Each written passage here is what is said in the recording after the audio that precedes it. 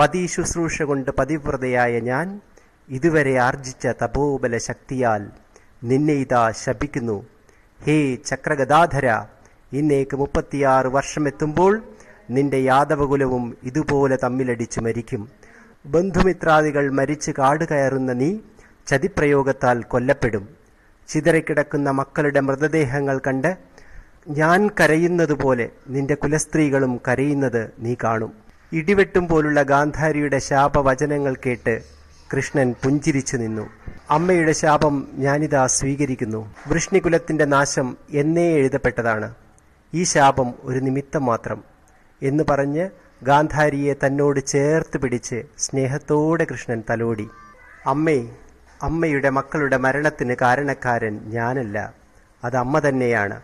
ഭർത്താവിന് കാഴ്ചയില്ലാത്തതിൻ്റെ പേരിൽ അമ്മ കണ്ണുകെട്ടി നടന്നപ്പോൾ മക്കളായ 100 പേരിലും വാശിയും പകയും അധർമ്മവും വളരുന്നത് അമ്മ കണ്ടില്ല.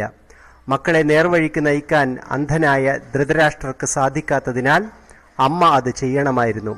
പക്ഷേ അമ്മ മനഃപൂർവ്വം കണ്ണുകെട്ടി നടന്നു. അതിൻ്റെ പരിണിത ഫലമാണ് അമ്മ ഇപ്പോൾ അനുഭവിക്കുന്നത്. പതിക്ക് കാണാനാവാത്തത് തനിക്കും കാണേണ്ട എന്ന് പറഞ്ഞ് കണ്ണുമൂടിക്കെട്ടി നടക്കുന്നതിന് പകരം എൻ്റെ കണ്ണുകൾ എൻ്റെ പതിക്കും അതിലൂടെ രാജ്യത്തിനും പ്രജകൾക്കും നല്ലത് കാണാനായി തുറന്നിരിക്കും എന്ന് പ്രതിജ്ഞ ചെയ്തിരുന്നെങ്കിൽ എത്ര നന്നാകുമായിരുന്നു. ഈശ്വരദത്തമായ വെളിച്ചം കൊട്ടിയടച്ച് പതിവ്രതാധർമ്മമനുഷ്ഠിക്കാൻ ഒരു വേദവും അനുശാസിക്കുന്നില്ല. എന്നാൽ അച്ഛനായ പാണ്ഡു ഇല്ലാതിരുന്നിട്ടും മക്കളിൽ സത്യം, ധർമ്മം, നീതി, ന്യായം എന്നിവ വളർത്താൻ അമ്മയായ കുന്തിമാതാവിന് സാധിച്ചതുകൊണ്ടാണ് 5 പേരും ഇന്നും ജീവിച്ചിരിക്കുന്നത്. ഇവിടെ കൃഷ്ണൻ ഗാന്ധാരിയെ ചേർത്ത് നിർത്തി പറഞ്ഞ സത്യങ്ങൾ ആധുനിക ലോകത്തെ ഓരോ മാതാപിതാക്കൾക്കുമുള്ള ഉപദേശമാണ്.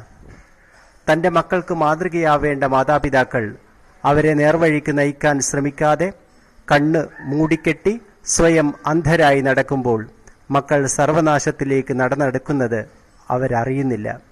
പരിഷ്കാരത്തിൻ്റെ പേരിൽ മദ്യവും പാശ്ചാത്യ സംസ്കാരവും നിരീശ്വരവാദവും മക്കളിൽ വളർത്തിയെടുക്കുന്ന ആധുനിക രക്ഷിതാക്കൾക്കുള്ള മറുപടിയാണ് കൃഷ്ണന്റെ ഈ വാക്കുകൾ. ഇത്